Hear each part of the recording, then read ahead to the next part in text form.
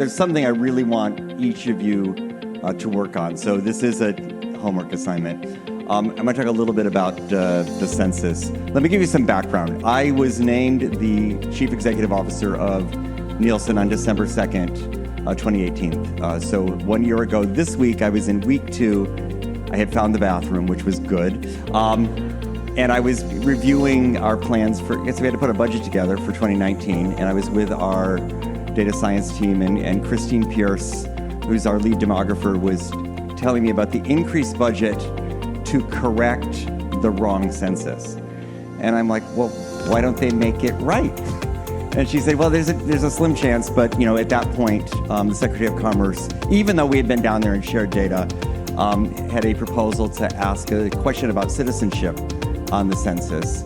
And the census is really important because everything we do at Nielsen ladders up to it. So when we do the ratings, which everyone knows, we build a sample that reflects the census, and that sample then is laddered up to the census, and that's how we know how many people watch. We don't talk to every person, we talk to a sample.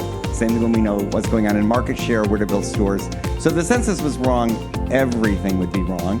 And so but normally when there's ever been a change made to the census, it's done after years of testing to know what would happen. And here it was just being arbitrarily put out there for maybe not even the right reasons. And so there was a lot of fuss about that.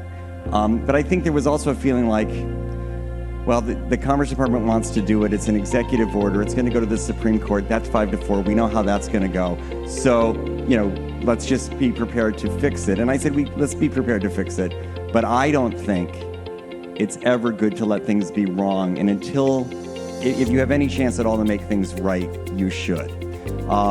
So we did write an amicus brief to the Supreme Court. And there were a lot in there about civil liberties and voting rights, and that wasn't necessarily appealing to everyone. We were run about money and about the economics of that. And we also did an editorial in the New York Times, which I think really helped steer it. And in fact, it was 5-4, but 5-4 against the citizenship question, which I think was really awesome.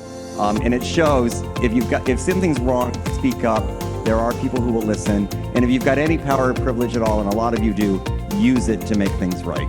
So that would be my request. On this specific question, I'm happy it's not there, but I think some of the damage was done. The perception is we don't really want to count you. But I will tell you, as a businessman, where billions, tens of billions of dollars of advertising and $1.7 trillion of consumer spend depends on this, we want everyone to be counted. If you speak to consumers, ask them to be counted.